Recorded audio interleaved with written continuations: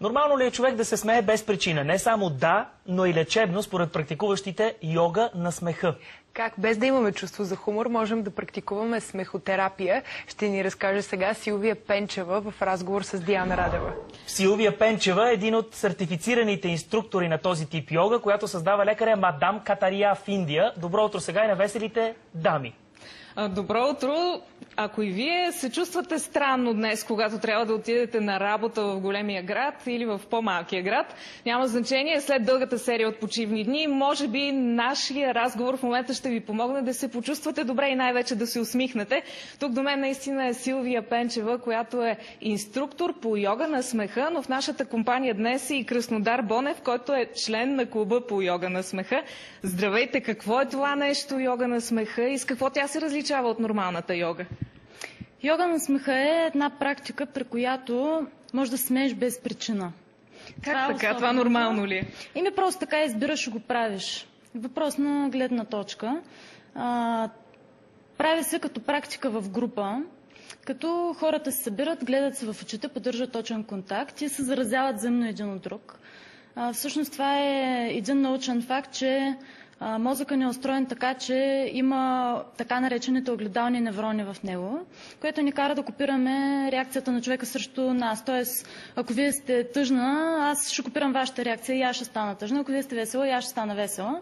На този принцип е цялото нещо. Хората събират в група и започват да се смеят. От кога го има в България? Вие ли сте първата, която го прави?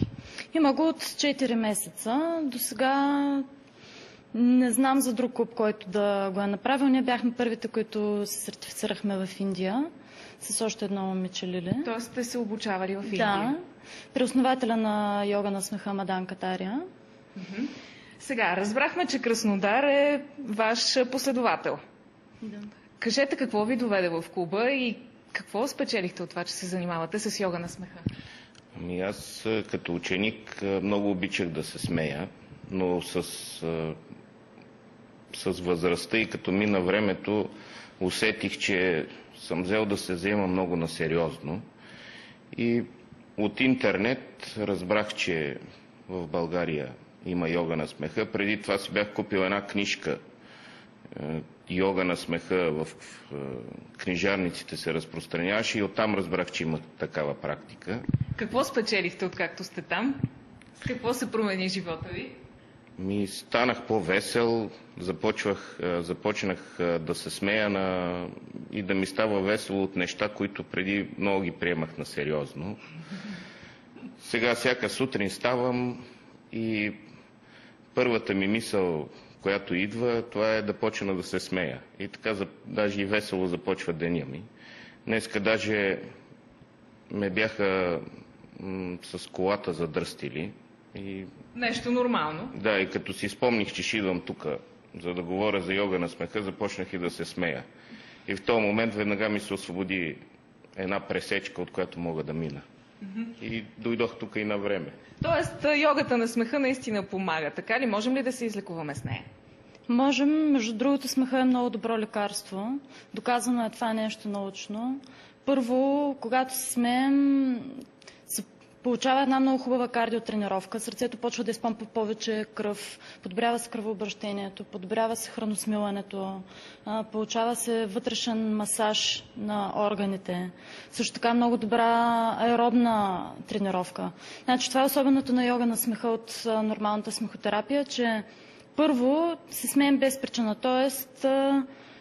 нямаме нужда от шеги, от червени носове или от каквото и да било.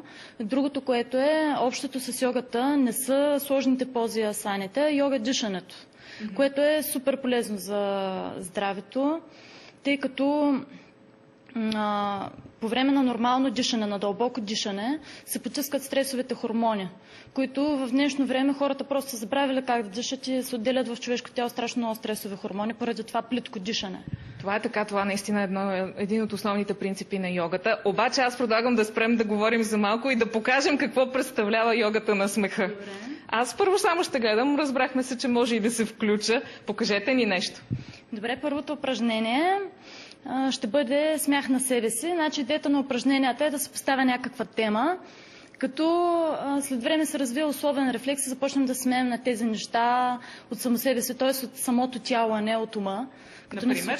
Например, смях на себе си, той ни учи да не се взимаме толкова насериозно и да си признаем, че е окей да грешим, че не сме съвършени. Как става? Значи, смеха поставя се тема, като например смях на себе си, намисляме се някакъв проблем, като например мисля си, че сега ще закъснея за работа и супер много се притеснявам за това. И се смеем на себе си с този жест. Ха-ха-ха-ха-ха. И се гледаме и се смеем. Ето така.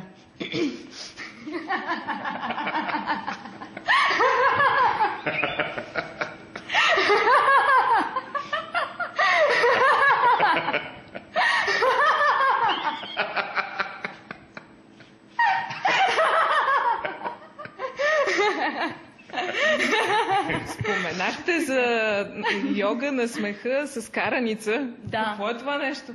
Значи това е когато се караме на някой. Как може да се караме на някой едновременно да се смеем? Ето така.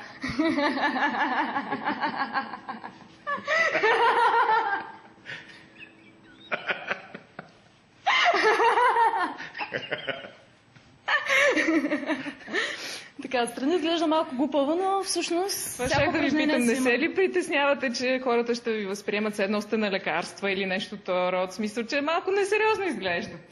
Дори да изглежда несериозно, всъщност това, което се случва в тялото след този смях, отделянето на много хормони на щастието, просто самото тяло реагира.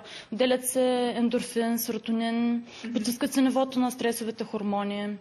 И всъщност идеята на цялото нещо е, че трябва да смеем по 10-15 минути на ден продължително.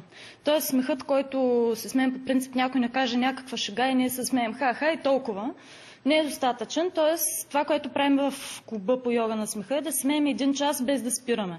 Едно упражнение, второ упражнение, трето упражнение и накрая правим медитация чрез смях, която е 10-15 минути продължителен смях, без каквато и да била тема, повод.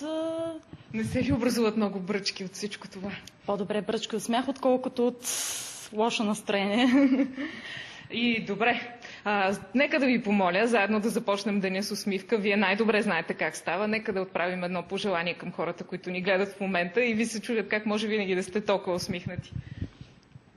Просто направете избора и смейте се повече, веселете се повече, изберете положителната гледна точка към живота.